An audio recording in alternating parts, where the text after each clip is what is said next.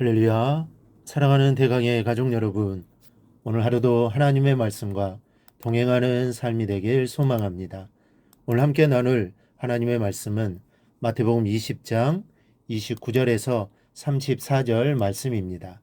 그들이 여리고에서 떠나갈 때 큰 무리가 예수를 따르더라.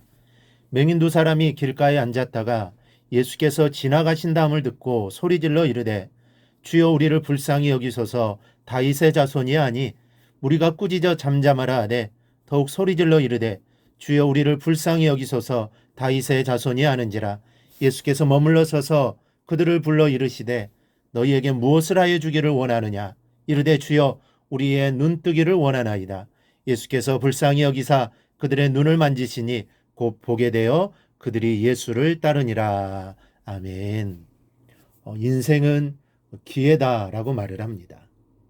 성공적인 인생을 사느냐, 그렇지 못하느냐는 그 사람이 어떤 기회를 만나느냐는 것과 그 기회를 어떻게 사용하느냐에 달려 있다는 것이죠. 그래서 세상 사람들은 인생에 3번의 기회가 온다고 말합니다. 그리고 그 기회를 잘 살려야 성공할 수 있다고 합니다.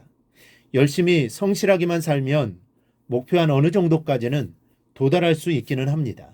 그러나 그 이상의 인생의 획기적인 전환은 기회로부터 찾아옵니다. 사람이 제 아무리 잘났고 능력이 있어도 기회를 타지 못하면 성공하지 못합니다. 하지만 조금 모자라고 우둔한 것 같아도 기회를 잘 만나 활용하면 큰 도약의 발판을 마련하게 될 수도 있습니다. 그런데 그 기회는 사람이 아닌 하나님께서 쥐고 계십니다. 하나님께서 가지고 우리에게 찾아오십니다.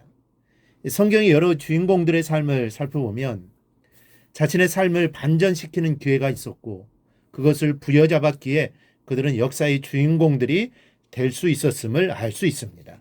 그런데 그 기회는 하나님이 주신 것입니다.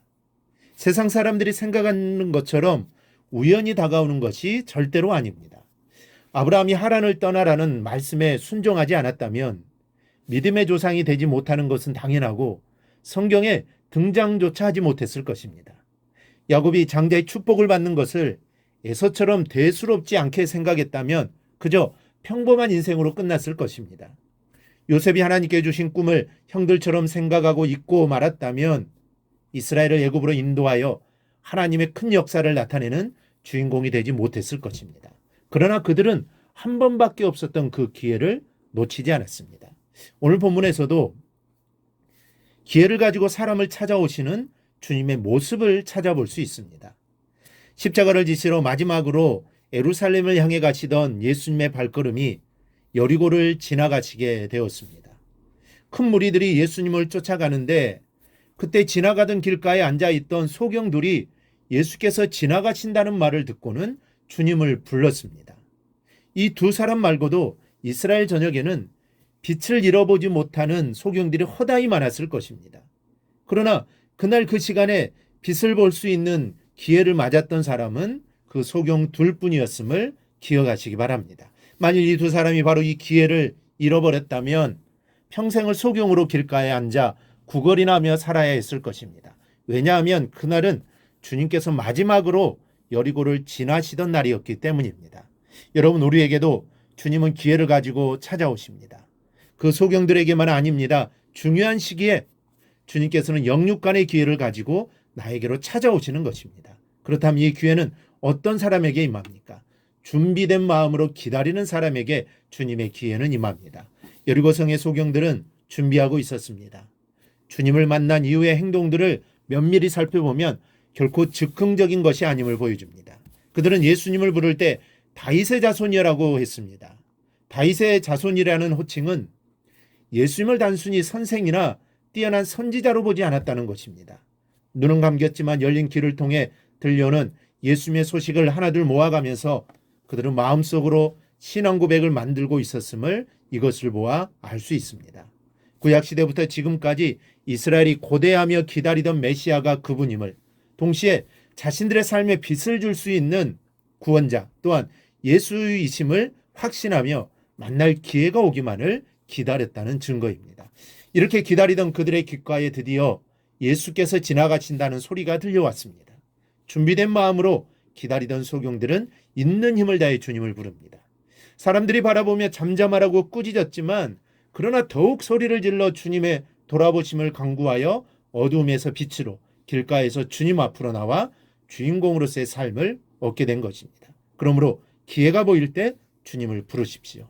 고린도후서 6장 2절에 보라 지금은 은혜 받을 만한 때요 보라 지금은 구원의 날이로다 라는 말씀이 있는데 이 말씀은 항상 우리에게 기회가 있다는 말이 아닙니다. 기회가 항상 있는 것은 아닙니다. 지금 이 순간만이 기회입니다. 그러니 말씀이 여러분의 마음에 부딪힐 때 나중에 해야겠다가 아니라 그 말씀을 붙잡고 말씀에 요구하는 것에 순종하시기 바랍니다. 순종할 때 하나님의 놀라운 일들을 경험하게 되는 것입니다. 오늘 맹인 두 사람이 예수님이 지나가시는데 오늘은 사람도 많으니 다음에 예수님을 부르자 평생 이렇게 살았는데 다음에 한다고 뭐가 달라지겠냐라고 생각하고 주님을 부르지 않았다면 그들은 평생 맹인으로 살았을 것입니다. 그리고 사람들이 조용히 하라고 했을 때 잠잠했다면 그들을 또한 평생 맹인으로 살아야 했을 것입니다. 그러나 그들은 가만히 있지 않았습니다. 소리 질렀습니다. 소리 지르지 말라고 해도 소리 질렀습니다. 그 기회가 하나님이 주신 기회였음을 알았기 때문입니다. 여러분, 충분히 준비된 마음으로 기회를 가져오시는 주님을 소망하십시오. 그리고 오실 때를 놓치지 마십시오. 믿음으로 기회가 보일 때 확신으로 주님을 불러야 우리의 삶이 길가에서 주님 앞으로 옮겨지게 되는 것입니다. 바로 이러한 은혜가 오늘 말씀을 듣는 우리 모두에게 임하여 하나님이 주시는 기회로 풍성한 삶을 살아가기를 주님의 이름으로 축원합니다. 오늘 묵상한 말씀을 굳게 잡고 삶으로 실천하며 살아내는 대강의 모든 성도들이 되기를 축복합니다.